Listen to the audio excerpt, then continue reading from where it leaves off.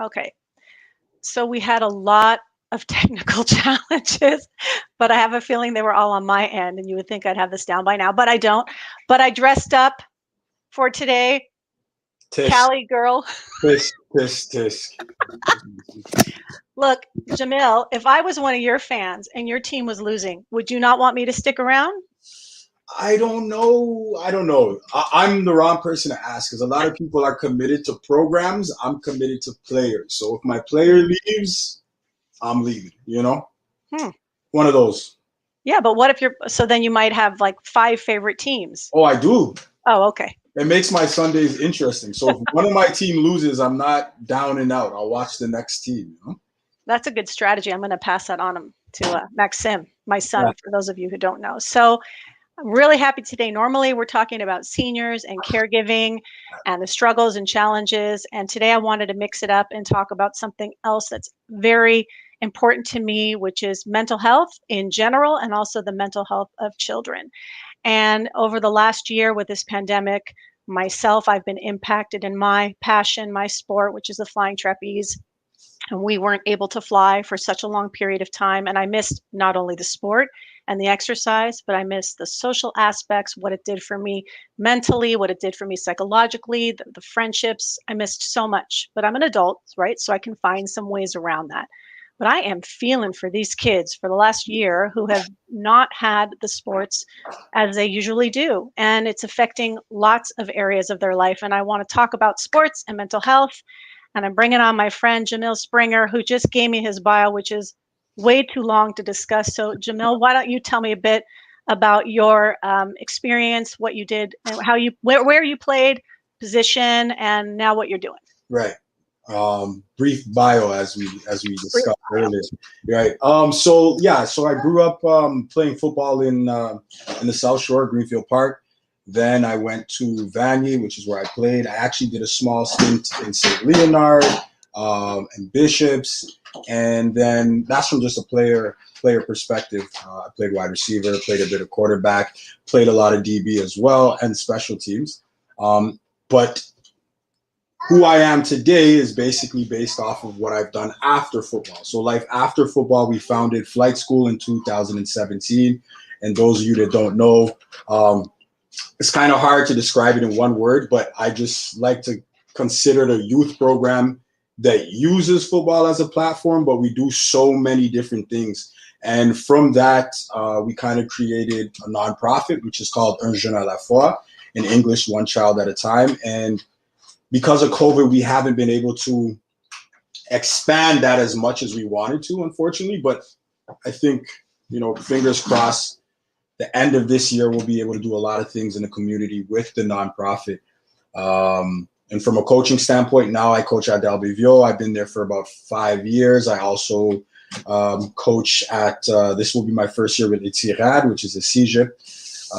For those of you who don't know, it goes, civil, high school, CEGEP, university, then the pros. What else? And in the States, that would be considered like community college. Yeah, well, CEGEP would be community college. Exactly. Yeah, absolutely. And then now, in terms of, I'm still involved in the grassroots, Greenfield Park. I've just been elected to be the VP senior over there, as well as I'm helping out on so many different so many different levels at Greenfield Park. I'm really hands-on there. I love it there. Yeah, I don't know. I probably missed something, but that's me in a nutshell.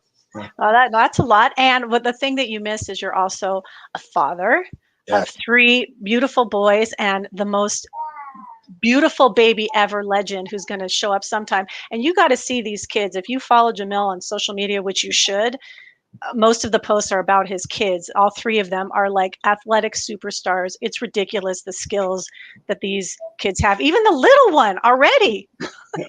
Yeah, he's a gamer. There he is. I hear him. He's playing with his toys right now, but I'm sure he'll waddle over eventually. Yeah. Yeah. So let's talk about mental health in the sports culture and the evolution of it. Take me back to when you were in high school or even pre-high school playing, how mental health was acknowledged, dealt with, and then kind of where we are now. But take me back then. It was there when you were playing, and you're not even, I mean, you're still a really young guy. So what are we talking, like 15 years or something?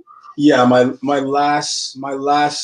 Well, I mean, if we refer to when I was a child, absolutely, yeah. But I stopped playing physically in 2012, I think. 2012, my last game playing. But I mean, in terms of the mental health aspect, I'll be honest with you. When I played from 5 till about probably all the way till about 20, it was non-existent. It wasn't something that was discussed. It wasn't something that was brought up or even acknowledged, right? So when you had a bad day, it wasn't really like, hey, what's going on? It's more so get over it. And and in the midst of going through it, and I think we discussed this the last time we sat down, in the midst of it, I didn't think anything of it, because when you play football, as much as it's empowering, as much as it teaches you, to overcome fears, and, every little stepping stone that's placed in front of you, eventually you gradually overcome it. It never really teaches you to deal with things, because you're programmed. You're programmed to execute, you're programmed to plan things, organize things, and get the job done. Outside of that, which is outside of your playing field, because it's tunnel vision, you don't acknowledge it. And then in result, what happens is a lot of guys, when they stop playing the sport they love, they're in limbo, because they've been football players for so long. So now, and this is why, the whole CTE, depression, and all these things that occur, it's because they've been football players for so long. So when they're done, the question is, who am I? What am I? If I'm not a football player, what am I? What do I do? Where do I go? Right? So now, fast forwarding to where we are now, you see a lot of the Bell Let's Talk. You see a lot of the football players mentioning mental health, mentioning how important it is to discuss what's going on in your life, because there's a lot of players that, for lack of better words, they check out because it's too tough, and because they're in that limbo for so long, and they're unable to attach themselves or identify with something or a purpose after football. So, I mean, look, I could go on a long tangent about it, but yeah, So there's a real challenge. I mean, first of all, it's unfortunate that in the earlier years it wasn't mentioned, but I also hear, to play devil's advocate, some beauty in that approach too, is like, you have a job, you do your job, because absolutely. there are some benefits to that in the mental health of, like, getting outside of yourself, getting outside of your mind, doing a job, feeling the support of the team. So it's like, if we could just marry those two things of, like, the beauty of the structure and the discipline of football with the acknowledgement of the mental health aspect for these kids and what they might be going through, it seems like it's like the perfect marriage, Absolutely. a solution for kids that have some mental health struggles. For sure. And just to add to that, I'll tell you myself, my if I didn't have football, how I deal with mental health would be probably completely different. So some things that are the end of the world for certain people, to me, it's like, I'm touching grass. On to the next. It is what it is. You know what I mean? So I feel there's a lot of pros to playing the sport. And if coaches could identify, or just like, and they're doing this in the NFL, they do have like a mental wellness program that they've adapted. But I think in the little leagues, if they can do that and understand that there's some kids that are dealing with grown-up problems, whereas anxiety is just as real for them as it would be for somebody that's 20, 30, 40, 50, etc. We'll do a lot more good. We'll do a lot good. And yeah.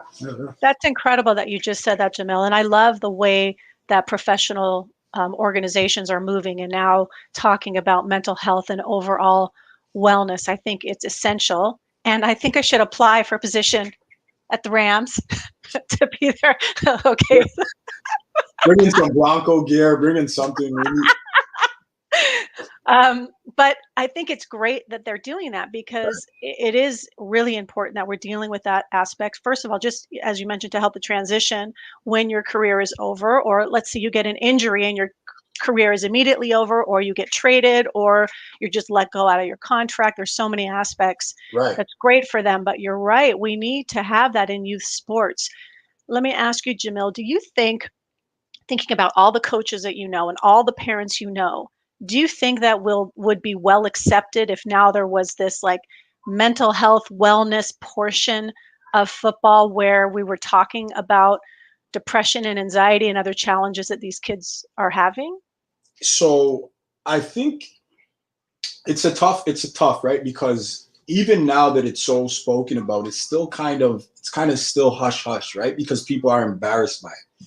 There's a lot of friends that I know, we've been friends for some 15, some 20 years, some, you know what I mean? But if one we'll have conversations and they'll be struggling with things that I would have never known because we never had that conversation and we never spoke about that. But we would speak every day about everything except the root of the issues or root of the problem. So I think eventually it will get to that, but it's a stepping stone for parents too, because as a parent, you never want to accept the fact that your kids are struggling, because then you'll start reflecting on your parenting skills and maybe do I have something to do with that, et cetera, et cetera. So there's a lot that goes into that, but I feel that in the next 5 years, the way things are going, it's essential. I think that it's important. And,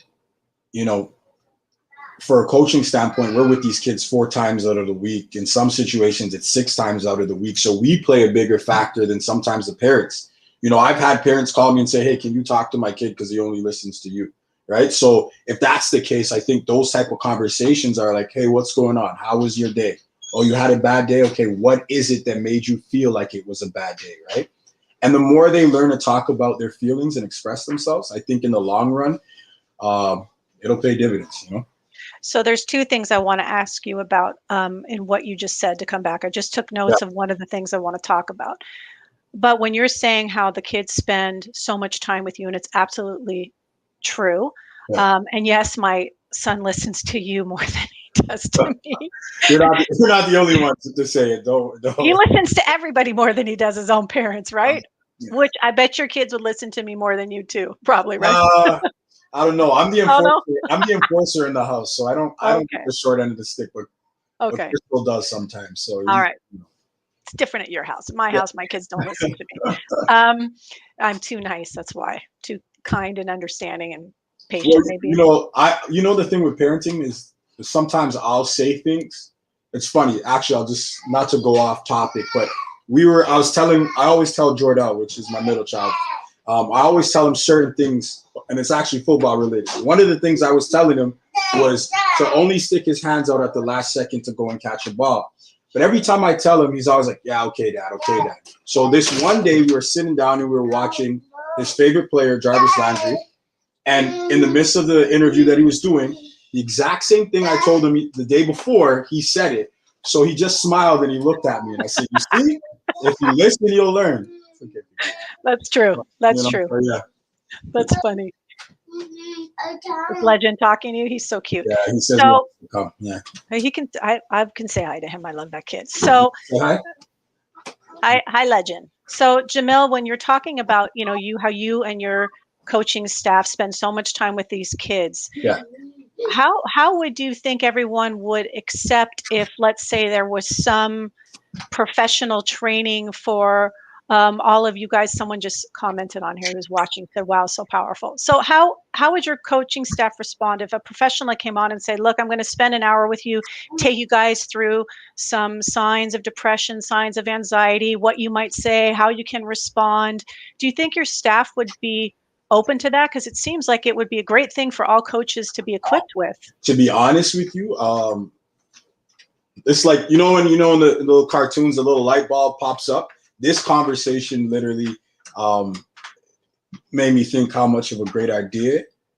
And I mean, you're equipped if you're willing to one day come and speak to the coaches, especially before, we have our flag league coming in May, and we're going to be with these kids for the next 8 weeks. So my focus for this summer is to equip the coaches with all the tools they need to be successful as coaches, to ensure that everyone has a good time, to also identify, hey, let's say Legend, for example, Legends comes to play the game, but Legend's in the corner and he's not very responsive and he's not talking to the players and he's not giving eye contact to the coaches. Okay, so then as a coach, that's a sign, right? So instead of me saying, oh, forget about them, let me take a time out to speak with them and see what's going on. So, Yeah. so having an expert or someone that's educated in that field is a brilliant idea.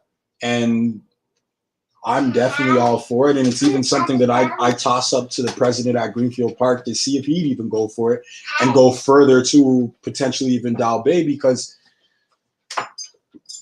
mental health and mental wellness, it's real. It's definitely real, and we got to pay more attention to it. Starting, Yeah, and we want these kids to succeed, and part of their success is how they're feeling about themselves. And there are a lot of kids that probably even have a lot of talent or really are desirous to be a part of a team, but there's something that's holding them back. And I think, and this was my second point that I wanted to bring up, is that I think that part of it might be a peer acceptance piece, because part of the work is not just the identification of by the coaches and them being equipped to respond, at least to a very basic level, is how do coaches create a team environment in which the peers accept that some of the kids might be challenged in different ways, and there's no shaming and things like that. Because as you get older, like if you're 5 and on the soccer field, I mean, half those kids are crying and nobody thinks a second thought. But if you're 16 and you're crying on the field and you're a guy,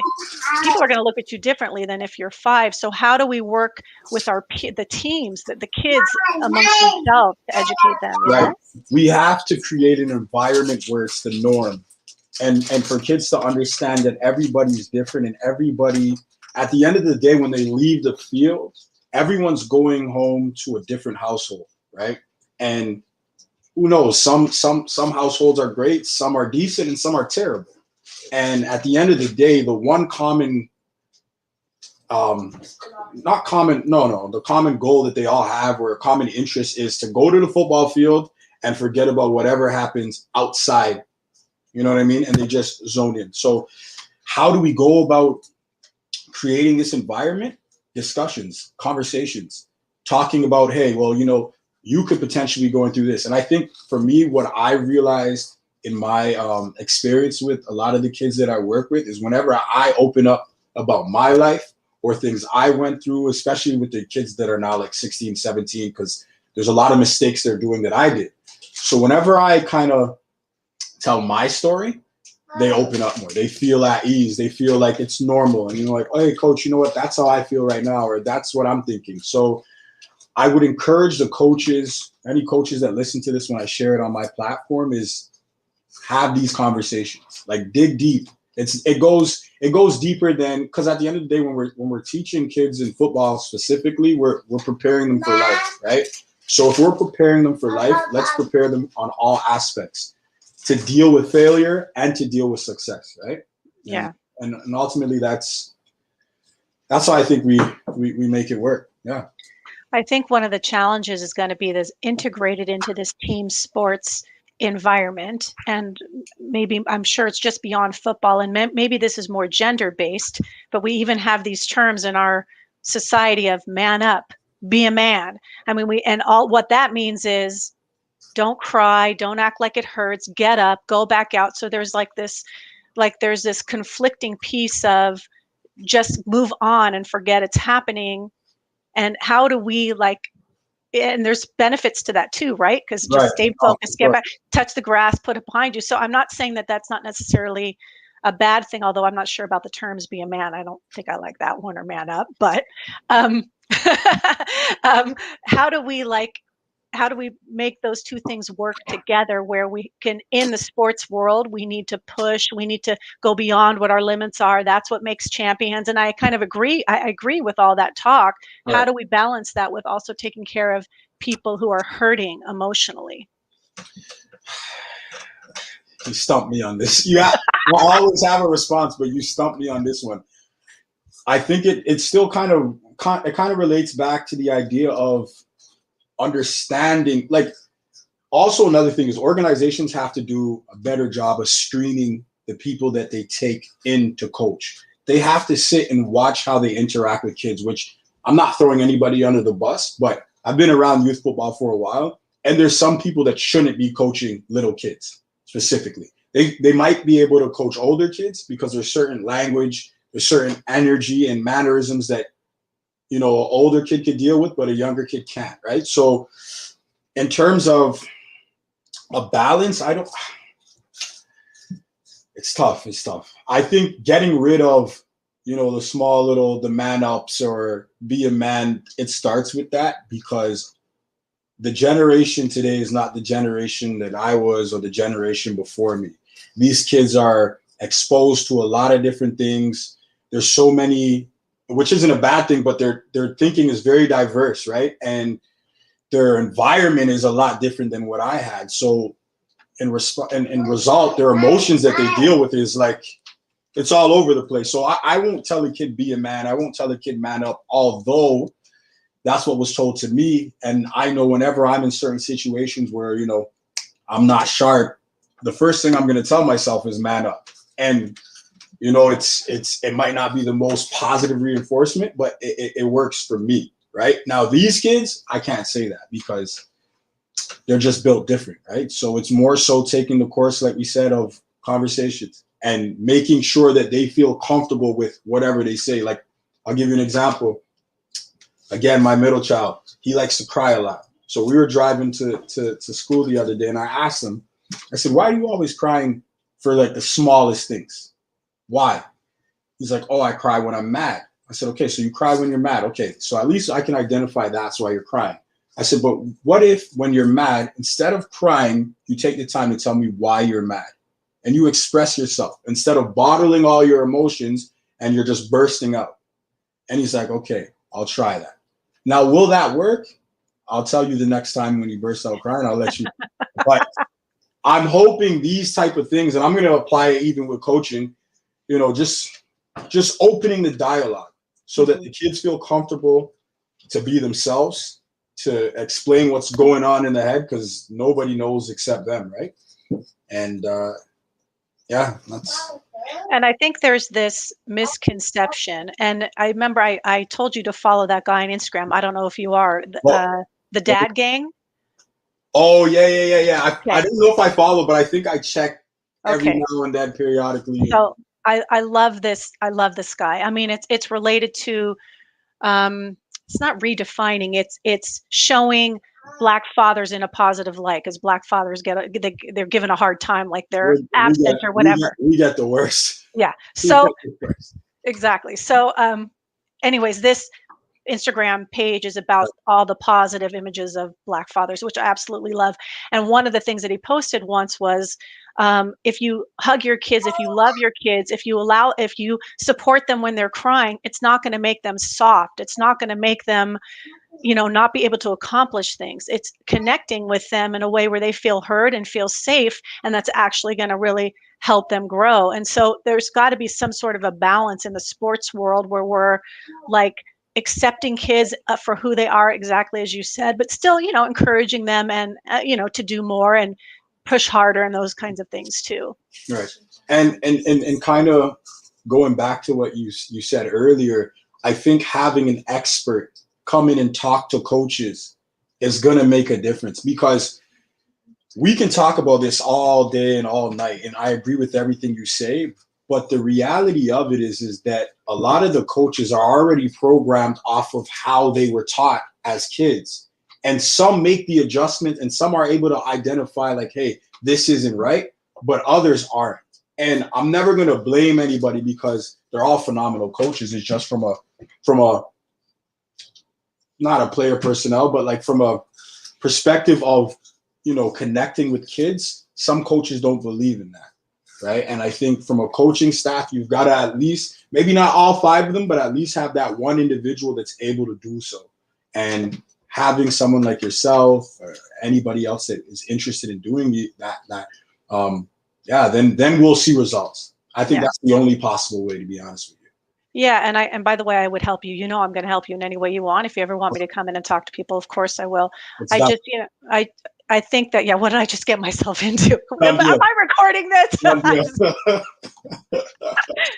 I'm kidding. Of course I'm going to help you. But one conversation at a time, right? Sure. One little step at a time. So let's switch gears a bit and talk about COVID, because, we've been like shut down, and now kids are not having this incredible environment where, number one, for a lot of kids, it's the only place where they feel cared for and loved is when they're with their team. It's Absolutely. the only place that they feel safe, where they get any of their needs met, where they're encouraged to be their best selves, to do their homework. For some kids, this is the family. This really their family.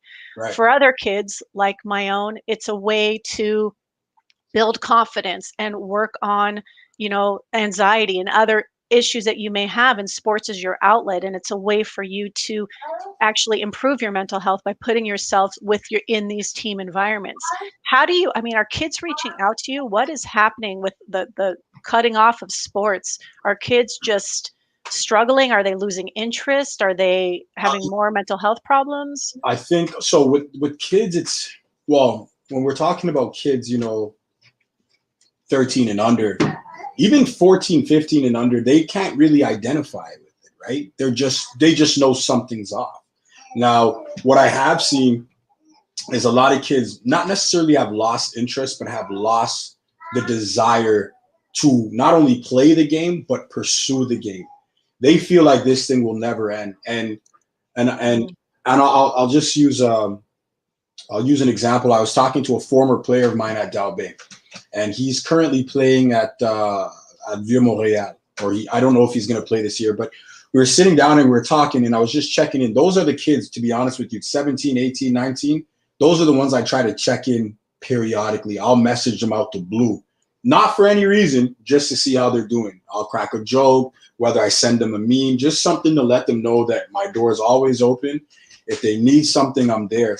But anyhow, this particular player I was talking to, give me 1 second. Okay. He said he doesn't know if he ever wants to play football. He said, he asked me, he's like, do you think we'll ever have the chance to play again? And my thing I take pride in from coaching is full transparency. I don't lie to kids. So I told him, I said, honestly, I said, the kids that are 13 and under, I think they'll play. I said, but 17 to 22, they're not going to play until everyone has a shot and the coast is clear. We're green light and the numbers are at under 10, under 15. And at that moment, he said, okay, well, I've got to find something else. And that was his moment of realization where it's like, football is done. So I have to find out who I am. I have to create something. And there's a lot of positives that I've had through this lockdown, but the one thing that kind of touched me the most is all the kids that are in secondary 5 that didn't get to play their senior year, or the kids that are in CEGEP in their final year and they didn't get to play their final year with all the dreams and aspirations they had to go to the States. They've been working hard since they were 10, 6, whatever the age may be. It's taken from them because they weren't able to go to camps in the States. They weren't able to go out and try out in front of the teams in Division I NCAA. So all that's gone for them. And for a lot of them, there is no second chance. They just have to stay here and play Canadian University, which is still fine. But when you're working for this goal since you were a little child, it's heartbreaking, right? Yeah. So I try to check on those kids the most. The kids that are, the same age as Max or Jardel, it's a little bit different. They found small things to kind of suppress their use as outlets, which unfortunately is video games and the screens and things like that, which is terrible. But I mean, it takes their mind off the fact that they're missing something that they love and their passion. And it's heartbreaking. It's heartbreaking because as coaches, we know there's absolutely nothing we can do. And when they message me like, Coach, when are we going on? Coach, when is practice? It hurts me to say I don't have an answer, and I pray. Well, I'm pretty sure we'll be able to get back to activities spring and early summer, but will we have a full season? I really can't tell you. I know. And I think a lot of it is going to have to do with that vaccine rollout, like you're saying. Right. But the kids aren't going to have an opportunity to be vaccinated until end of the year or next year, even. That's what I was hearing. So if we're waiting on that, here goes a whole other season and half a year, Right. Hopefully that won't happen. Hopefully they'll let the kids, the kids' sports will open up once adults are vaccinated. That's what we can hope for. That is very sad, though, like when you've been working for so long at something and then it's ripped. I mean, I know, I mean, for myself with the flying trapeze, like I was not going into any circus except the geriatric circus, which Right. is what me and all my friends joke about. We're going to do the geriatric circus. So, not being able to fly for 6 months, it's been devastating for me, but it's not a life altering. You know what I mean? I can find something else. But yes, for these young kids, it really is life altering for them. And that makes me so sad for them. It's like the rest of their life, they'll think back and say, I wonder what would have happened if this pandemic didn't come. I I had someone say, he said it jokingly, but with every joke, there's some truth behind it. And he had said, he's like, COVID basically stripped me of my future. And we laughed, but it wasn't funny, and it wasn't a joke. It's the reality. It really did. And you know, I'm even like I'm getting lost for words right now, even thinking about it. Like, it's tough. I really feel for those kids, because even the kids that are graduating from school, they didn't even have a regular prom. You know what I mean? Like, this is Yeah. something that as soon as you enter high school, your parents, your aunts, your cousins, they all tell you about their prom, and you didn't get to Yeah. experience that, right? And one thing you mentioned, as adults, like, we're not that we're old and we lived our glory years, but we're able to kind of move on to the next thing and focus, because we're forced to. When you have kids, you have a job, you've got to lock in. But I've had several coaches tell me this lockdown has been like the end of the world for them, because they thrive on connecting with the kids. That's their passion. That's what keeps them going. That's why they got into coaching. And in parts of me, some days I'm kind of down, because this is the time where I enjoy the kids bring a smile to my face. I enjoy interacting with them. I enjoy cracking jokes, racing some of the kids. You know what I mean? Seeing them thrive and seeing them smile always puts me in a good space. But all of 2020, we didn't really get to fully experience that, right? So I know the winter's been tough on a lot of people, and I know that we're all hoping that we can potentially have our flag season, and then I'm praying that we could have our tackle season. And if it's 5 games like last year, I'll take it. You know what I mean? I just hope that they're able to get something, and that Yeah. it's not a complete waste for them, or for the. And you know what? In some aspects, the parents, they're missing out too, because they get to go to the field, socialize. They've made friends. I'm sure you've made friends at Sunnybrook as well, right? So Oh, yeah. as a whole entire football community, I know it's been tough, and I'm sure for hockey community, basketball community, the track and field community, soccer as well, it's been a tough year, right? Yeah, So yeah, absolutely. I miss it. I miss those games. My throat feels a lot better because I was always screaming, so I don't have as many throat aches. I remember some of the clips you sent me. Yeah, No, no. yeah, I'm always screaming. Um, One of the things that you mentioned was how good it is for the coaches as well, and it reminds me, like, they had this thing at Maxim's school where at the end of the day they were opening up the gym. Not they weren't now, but Mhm. prior, like mid year, at some point when our numbers were a bit better before we went into the winter, they opened up the gym after school, and only the class was allowed to use it. So at least the kids as a class Right. together could go in, but like no kids ever went. Maxim always went with his football, hoping that one of his friends would go. And one of the days, no friend showed up, but there was like a surveillant there who's like starts playing with him. Maxim played football for an hour and a half. As it turns out, it's the head coach of the football team.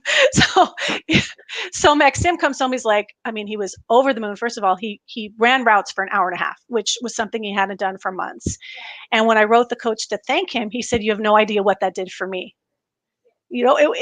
So it's exactly like what you're saying is the coaches are missing out on it too. Yeah, it's tough. I mean, I have the luxury. I've got 3 boys, so we can throw the ball at any time. We'll go out in the front, but there's a lot of coaches that don't have kids, or they don't have their kids all the time, and they don't have the opportunity because of the lockdown to spend that time with them, Yeah, and they're hurting from this, and it's tough. It's, yeah, it's tough. really tough. By the way, Maxima is always like, Jamil's kids are so lucky they have him as a dad because they have a coach all the time. So I said, yeah, well, you can ask them. They may not feel like they're so lucky being coached by their dad all the time. It's tough. Uh, but one of the last questions I want to ask you Yeah. before we finish is when, let's be positive, when the season picks up, how do you think those kids will be impacted after missing a year? What do you think they'll come in to with their mental health? Their physical health will likely be a bit behind because they haven't been training and practicing and maybe a bit out of shape. But in terms of their mental health, how do you think they'll present themselves? Ready are you ready or expecting that things may be touch and go for some of these kids to like integrate themselves back in? Um, well, first things first, for sure they're going to be out of shape. Um, I would imagine sitting on the couch, you're going to gain a little bit of weight. I think a lot of them will be tough to say. I think there'll be a little bit of a disconnect for some of them because from the social aspect, they haven't been in groups. I know the classes have been downsized, so when we integrate everybody in, I think a couple people might be standoffish a bit, but for the most part, they should be thrilled. I mean, if you can get back to your passion, I know my energy is always high, right? So when I'm going to be on the field, for sure, I'm going to create an environment where, I'm here, so you got to meet me here, right? And those that aren't, we'll gradually get them there. But I mean, if you were locked out from doing something you loved for over a year, I would imagine your first response would be ear to ear, pumped, ready to go. Yeah. Let's do this. But the one thing a lot of kids are going to have to know is the skills that they had prior to, it probably is not going to be like that. So the little small shortcomings, don't get overwhelmed. Don't get upset if you can't catch the ball the same way you used to or run the route the same way. Just understand gradually with time, before the season starts, you'll get there. And I think coaches need to take that into consideration too. Don't be too hard on the kids. Like, hey, you got to do this way. Like, they haven't done pretty much anything for a year because not a full year because they had their 5 games, but this off season has been relatively long, right? And we can all agree to that. So for coaches, just be open-minded, be positive, and for the kids, just enjoy it. Don't overlook things. Don't think too far ahead. Don't beat yourself up. Just enjoy the sport you love because 5, 6, 7 months ago you weren't able to play it. Yeah. And I think a lot of them might have took the game for granted. They won't anymore because they know like this, it could be gone. Right? Yeah, so it could spark a new appreciation, which is Absolutely. great. Yeah. So for flight school football, you have your flag season coming this spring, and Right. people go on to flightschoolfootball.com. Is that what the website is? Or is it flight school? Sorry, someone's making a face. I don't know why they think it's funny. Trying to Crystal, stop it. So yeah, they can go on flightschoolfootball.com. The registration's there. It's pretty user friendly on the website. On Instagram, Flight School Football. We also have our nonprofit, Un Jeune à la Fois. I think I'm forgetting something, but honestly, just check us out on the internet. Type in Flight School Football, you'll see us. And that's pretty much it. Okay, cool. I'll put the link in the thread after I post it too. Appreciate it. Thanks, Jamil. So hang on, I'm going to end the broadcast, but thank you, Jamil. And I didn't get an appearance from Legend, my favorite. I'll get him. Craig, bring Leg. Bring Legend. Hold on. I got to see this kid. I love this kid.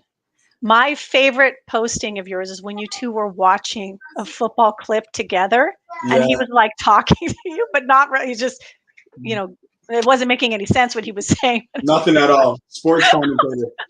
He's full of Cheetos right now. Say hi. Legend.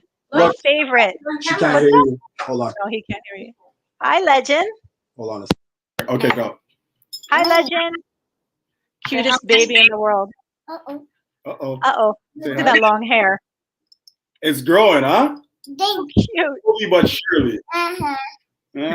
So cute. Okay, so hang on, Jamil. I'm going to end the broadcast. Hang on just a sec. Uh-oh. Okay. Are we done? Nope, still live.